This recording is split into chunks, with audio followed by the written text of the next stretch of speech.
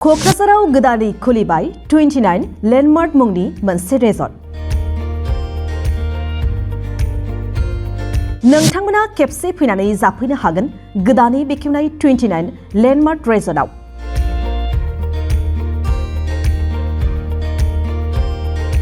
क'क्राझारनि सोनाब फारसे साखाथियाव थानाय सान्दामारि थामहिनबा गौरां दैसा सेराव रायजो राजाफोरनि थाखाय बेखेवदों 29 लेन्डमार्क रेजर्टखौ। बरगियारि नखरनि नाजानायाव बेखेवनाय समायना रमायना साजायनाय बे रिजर्टआव नोंथांमोना बायदि रोखोमनि जाग्रा बेसादफोरखौ टेस्ट खालामफैनो हागोन। गोदानै बेखेवनाय बे रिजर्टआव जायखिजाया रोखोमनि पार्टी जेरै बार्थडे पार्टी, वेडिं पार्टी आरो बायदि रोखोमनि पार्टीखौ खालामफैनो हागोन।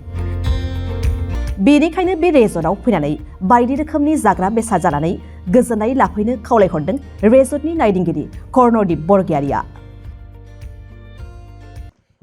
बे जोंनि मोनसे फेमिलि प्रजेक्टमोन, ओमफ्राय जों बेखौहाय लास्ट 5 इयर्ससिम जोङो खस्थ' खालाम मावदों आरो 2020 जों बे प्लेनखौ स्टार्ट खालामदों। मानि थाखाय जोंना बे मोनसे जोंनि बे लेन्डमोन आरो प्राइभेट प्रपार्टि।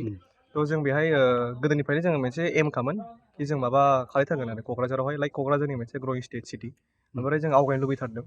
जोंबो नाम्बार 1 जोंहाबो आवगायनो लुबैदों आरो एन्ड आवार फेमिलि, आंनि मम, आंनि डेड, आंनि ब्रादार, जों साब्रैया जोंहा बे प्रजेक्टखौ जों आवगायहोदों। ओमफ्राय विच इज कल्ड 29 लेन्डमार्क।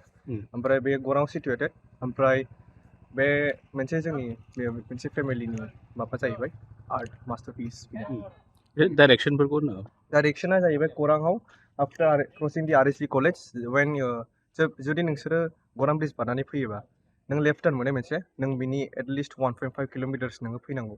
बेनो रिजर्टआव मा खाबु थागोन? रिजर्टआ जाहैबाय बेहाय मोनथाम केबिन दं लेफ्ट साइडआवहाय। मोनथाम केबिना जाहैबाय premium cabin, which is around little charges थागोन, एसि थागोन, मोजां नोंसिना माबा जिरायनाय केपासिटि थागोन, कम्फर्टेबल थागोन। ओमफ्राय राइट साइडआव जाहैबाय मोनसे जोंना स्टेन्डार्ड, बाहाय फेन थागोन एन्ड अलस' सेम एकमडेसन थागोन। ओमफ्राय जोंना फिउचार प्लेना जाहैबाय जों बेहाय अपेन बार एन्ड अपेन रेस्टुरेन्ट बानायगोन। ओमफ्राय ओरैथिं जोंहा अपेन रेस्टुरेन्ट दं बेहायबो, विच इज बाहाय जोङो उनावहाय आफ्टार 2, 4, 3 मान्थ्सनि उनाव जों ATV लाबोगोन, हर्स राइडिं लाबोगोन एन्ड बोट एन्ड मेनि प्रजेक्ट्स जोंहा आपकामिं प्रजेक्ट्स दं आरो जोंहा बेखौहाय 4 स्टेजआव बानायदों।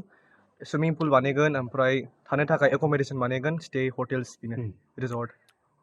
पार्टि सार्टि खालामनायनि बार्थडे पार्टि होन, ओमफ्राय सोरनिबा वेडिंस जायो, सोरनिबा एनि पार्टिस अकेजन जायोना, भेलेन्टाइन्स डे जायो, दिवाली जायो, ओमफ्राय माबा फुजा जायोबा नोंसोर बाहाय फैनानै खालामनो हायो, नोंसोर बुक खालामनो हागोन।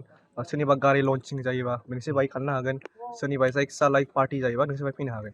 फुड आइटेमफोरा मा? फुड आइटेमाव बाहाय नोंस्रा चाइनिस दं, इन्डियान्स दं, ओमफ्राय सी फुड दं।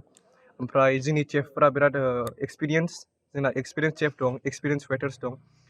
दे आर मर वेल बिहेभ, ओमफ्राय बिसोरो मोजां डिश संनो रोंगौ एन्ड जोंनि बिसोर प्रुभ खालामदों आरो बिसोर मोजां सङो। ओमफ्राय गासिबो रिभिउसखौ मोजां होनो जानायनिखौ। ओमफ्राय आइ होप जोंनि कास्टमार्सफ्रा बेखौहाय आरो मोजांसिन होगोन। बेनो। टाइम टेबोल दं नामा? टाइम लिमिटआ दाबो जों एप्रक्सिमेटलि होनो हाया, बाट फ्रम मर्निं 10 निफ्राय मोनानि 10 सिम नङाबा 11 सिम। बाट जोंबो गाइडलाइन्स रुल फल' खालामनांगोन, थ' मोजां होननो हाया। बाट एभरिबडि केन काम, एनिवान केन काम, दे केन जइन आस।